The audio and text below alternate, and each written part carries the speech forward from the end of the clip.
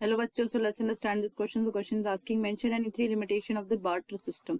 मतलब कि ये जो बार्टर सिस्टम है उसके थ्री लिमिटेशन क्या है. तो चलिए सबसे पहले से की कंसेप्ट को समझते हैं. तो उसका की कंसेप्ट होगा बार्टर सिस्टम. तो ये जो बार्टर सिस्टम होती है इसमें क्या होता है, जैसे मान लीजिए ये एक पर्सन है ए और ये एक पर्सन है बी. अब पर्सन ए के पास है नोटबुक और पर्सन बी के पास है पेन, लेकिन पर्सन ए को चाहिए पेन और पर्सन बी को चाहिए notebook.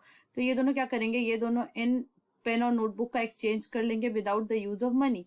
That will be called as an barter system, जहां पे आपका ऐसा सिस्टम हो जहां पे आपका जो गुड्स और सर्विसेज है एक्सचेंज हो रहे हैं without the use of money. अब वो चाहे एक पार्टी के बीच में होगा या एक से ज्यादा पार्टी के बीच में होगा.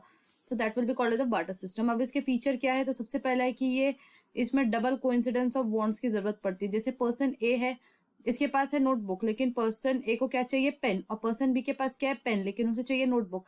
अब मान लीजिए पर्सन बी जो है उनके पास पेन ना होके मोबाइल होता तो फिर ये एक्सचेंज जो है वो पॉसिबल नहीं होता. क्यों? बिकॉज इसमें हमारा जो डबल कोइंसिडेंस ऑफ वांट्स है वो तो है ही नहीं.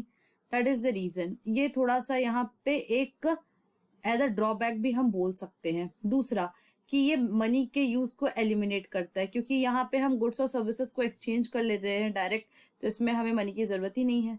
और तीसरा, ये वही जगह पे पॉसिबल है जहां पे हमारा एरिया ऑफ एक्सचेंज जो है वो लिमिटेड रहेगा. अब अगर हम इसके लिमिटेशन की बात करें तो ये बहुत ज्यादा टाइम कंज्यूमिंग है. क्यों टाइम कंज्यूमिंग है?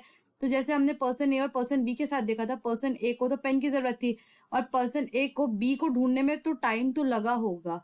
तो इसीलिए ये काफी टाइम कंज्यूमिंग हो जाता है. अगर आपको आपके जरूरत का सामान वाला इंसान ना मिले, मान लीजिए पर्सन बी के पास अगर पेन की जगह मोबाइल होगा, जैसे कि हमने डिस्कस किया था अभी, तो पर्सन ए को फिर ढूंढने में टाइम लगता कि मैं किसके साथ अपने सामान को एक्सचेंज करूं.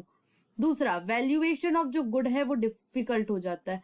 मान लीजिए कि जैसे पर्सन ए को चाहिए पेन, लेकिन पर्सन बी के पास पेन जो है वो हमारा अराउंड 10,000 वाला पेन है, और पर्सन ए के पास कितना वाला है नोटबुक, 10 रुपए वाला नोटबुक है. तो यहाँ पे क्या हो जाएगा, इनकी वैल्यूएशन गड़बड़ा जाएगी. क्यों?